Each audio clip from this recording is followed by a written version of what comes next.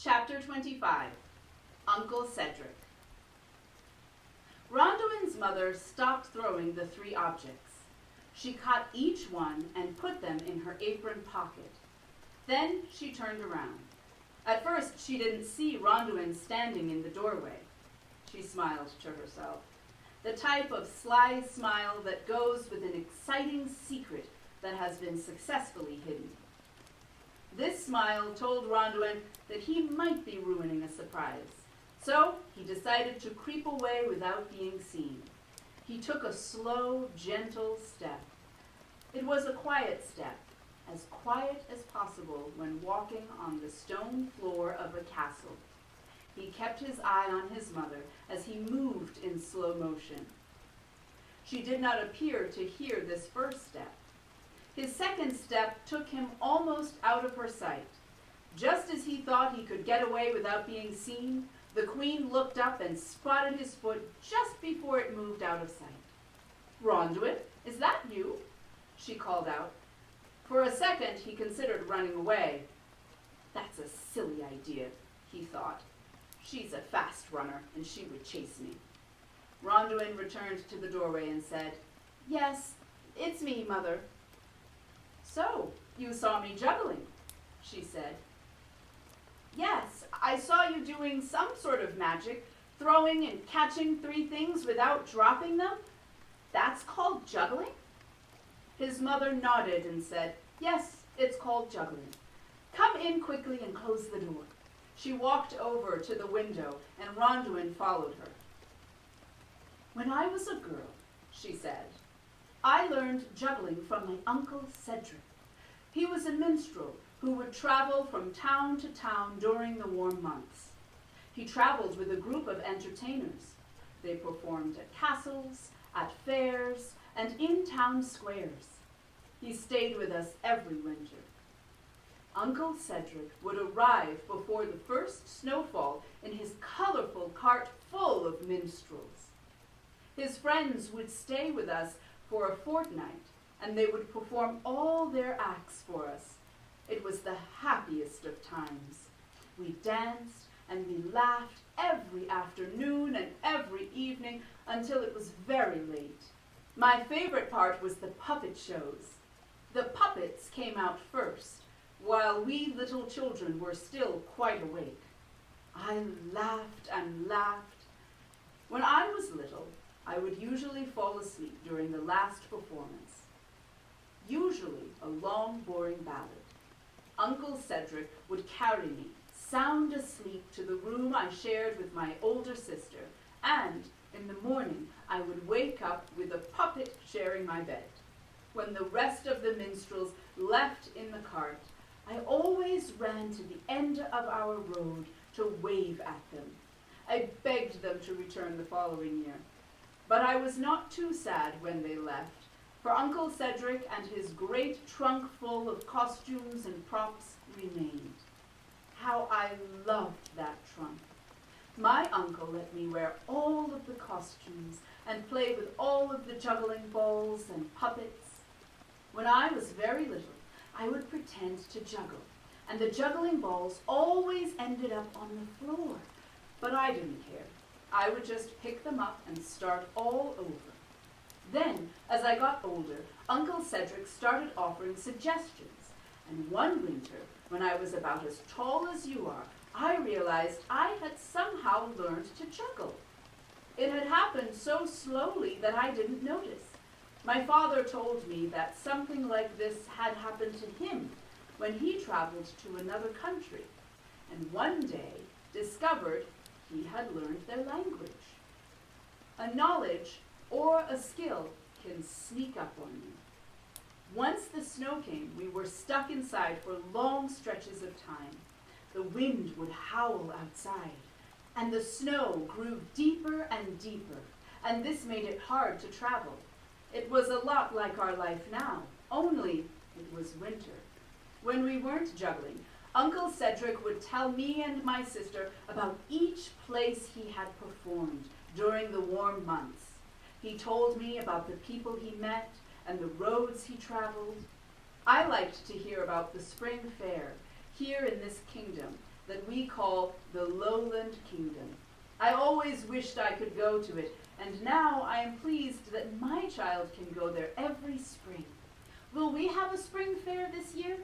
Asked Ronduin. Will the flood be gone in time? Your father and I have discussed that, said the Queen. We decided we will have a spring fair even if it is no longer spring when the water is gone and the mud is gone too. It will be the fair we have each year, but it may happen in summer. When this flood time has ended, our joy will overflow and we will dance and be merry. We will have the most wonderful fair in the history of this Lowland Kingdom. Ronduin remembered running to the fair from school and running around and around the great field. He sighed. How he longed to run and run and run. In fact, I've been thinking about the fair, said the Queen. I have the idea that I could perform a juggling act there, just like Uncle Cedric did long ago. Was your uncle a sorcerer? Asked Ronduin. Isn't juggling a kind of magic? No ordinary human could do that if they did not know magic. Ronduin's mother grinned and shook her head. Well, I learned to juggle, and I'm not a magician. And my Uncle Cedric was a common man, not a sorcerer. Not only is it possible for common folks to learn juggling, but I know that a young prince like you could learn this skill. In fact, it was your skill with your throwing sack that reminded me of the lessons I learned from Uncle Cedric during the long winter months. If you are interested, I can teach you what my Uncle Cedric taught me. You think I could really learn to juggle? Asked Ronduin. I'm sure of it, said the Queen. And I'm hoping we can keep our juggling a secret from your father and Cook Agnes. I think they would enjoy a surprise performance. I've been practicing secretly. I saw you practicing 7 times, said Ronduin. You were always in the distance, and I thought I was seeing birds flying. I guess I didn't keep my secret that well, said the Queen, laughing. We will have to figure out how to keep our juggling practice a secret.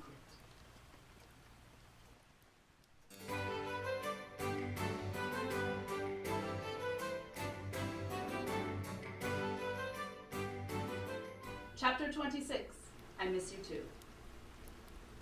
Mirabelle tugged at the rope. She tugged and tugged until the bucket rose to the top of the well. Then she pulled the bucket toward herself and rested it on the stone wall of the well. She had done this job day after day. Her arms had grown strong from pulling bucket after bucket of water up from deep in the earth. In the side yard, her father split logs into smaller pieces of firewood. He had worked at this job day after day because the baker needed wood for the fire to bake bread for the entire village. Now, as she rested, her father took a moment to stop swinging the axe. He turned and smiled at Mirabelle. She waved and smiled back. Not long ago, her parents had told her to stay away from the open well. Now, as her father went back to swinging the axe, his back was to Mirabelle, and he did not turn to watch over her. She was old enough to haul up all the water that would be sent to the village, 2 boatloads every day, and she did not need to be supervised. Mirabelle looked at the long line of jugs she had filled, jugs that would soon be loaded into the green boat. Sir Andrew and the baker's son, Garrick, would row these jugs of water into the village. They would bring water, and they would bring great sacks of bread. The baker had kneaded the dough on their table and baked it over their fire. Mirabelle remembered him saying, "I'm still the baker, even when my bakery is flooded and I can't use my big oven. People in the village need bread, and I am blessed by the hospitality of this family. I am grateful that they give me a place to do my work." Adelaide came skipping into the yard. "The baker told me to tell you that the bread is ready." "Good," said Mirabel. "The water jugs are almost ready too." "Can I help pour the water?" asked Adelaide. Mirabel smiled at her little sister. She did not want to tell her that she was too little to pour from the heavy bucket into the narrow mouth of a water jug. But she did want to give her a job. Even the littlest people need to do important work. "Adelaide, I need you for another job," she said. "You can watch for the boat. As soon as you see it coming, I'll start carrying water jugs, and you can go tell Rowan to bring out the sack of fresh bread." The goats were now back in their pen, for the water had gone down enough to give them a small dry area. Adelaide broke off a few budding branches from a bush and climbed to the top of the goat yard fence. The 3 goats, Daisy, Rose, and Bluebell, scampered to her and nibbled at the branches. From her perch atop the fence, Adelaide could see far down the path that had become a river. "I don't see the boat," she called out. Mirabel called back, "Keep watching." Then she began pouring water from the bucket into a jug. She didn't have a funnel, so she had to pour very slowly. She didn't want to spill even a drop of the water that she had worked so hard to raise from deep in the earth. Now Mirabel lowered the bucket and allowed it to fill with water. She pulled it up and then filled 3 of the 4 remaining jugs. Just as she began to fill the last jug, Adelaide called out, "I see it! I see it! The boat is coming!" "Go tell Mother and the baker," said Mirabel. Adelaide ran to the house, and Mirabel carried the water jugs, 2 at a time, to the fence, where she lined them up in a neat row. Rowan arrived with a big sack full of loaves of bread. Mirabel put her nose near the sack and breathed in the smell of fresh bread. Now the boat pulled up alongside the goat pen. Rowan passed the big sack of loaves to Garrick, who carefully placed it in the bow of the boat. Mirabel and Rowan passed jugs of water to Sir Andrew, and Garrick passed empty water jugs back to them. Mirabel noticed it had become quiet. The steady sound of an axe splitting wood had stopped, and now her father stood beside her. "Good day, Rickard," said Sir Andrew to her father. "Good day to you, Sir Andrew," answered her father. "I think it's best if you return to the village with me," said Sir Andrew. "Garrick will stay here." "I can split wood," said Garrick. "When we are at the bakery in town, I usually do most of the wood splitting for the big oven," he said. "Everyone in town is asking about planting," said Sir Andrew. "We must plant before the water near the castle goes away. As you know, that means using the hill fields that border the mountain kingdom. We need to send a big team to the hills to plow, to plant, and to keep the birds from eating the new sprouts. And we need to move this team before the water is too low to use the boat. I told the villagers we will come to the meeting this afternoon.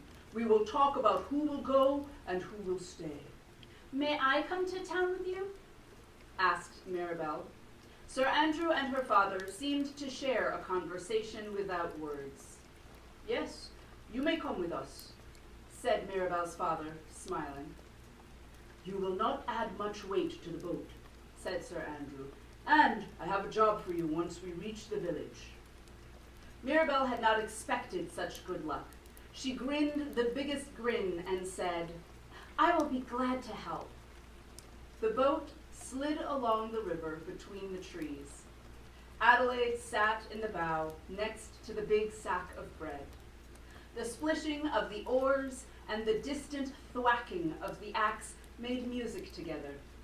Mirabel remembered running down this path on her way to school and on her way home from school. She remembered feeling hotter and hotter as she ran. Today, lazing in the bow of the boat, looking up at the trees, she felt cooler and cooler. The trees are budded, she thought. And the buds are swelling and will one day open as leaves. This is always the time of planting. Now the boat approached the place near the lake where Mirabel and Ronduin always parted after school. Mirabel watched for this ending of the wood's path, but the path did not really end. Instead, it opened up to the lake, now an enormous body of water that seemed to go on forever. The trees that normally lined the lake shore now stood like sentinels in the water and gave a hint of the old boundary of the lake. Sir Andrew turned the boat to the left, and they moved along these trees. They glided over the path where Mirabel had so often run with Ronduin. "Ricard, when we get to town, I'll leave you at the home of the tinsmith's family," said Sir Andrew. "They have agreed to host the meeting. Mirabel can pass bread and water to the families whose turn it is today, and we can pick up people and ferry them to the meeting." Ricard nodded as Sir Andrew spoke. Mirabel wondered whether her father would join the planting team. And then the houses of the village came into sight, all surrounded by trees that had become rivers. As they approached, people came to their windows, leaned out, and waved. Mirabel waved back. Mirabel! It's Mirabel! Hello, Mirabel! I missed you, Mirabel! Mirabel, come to my house to play! Mirabel's friends from school rushed to their windows. She knew she could not stop to climb into their second-floor windows for an afternoon of play. They had bread and water to deliver, and then a meeting to attend. All she could do was wave and call out greetings to her dear friends. I miss you too, she shouted again and again.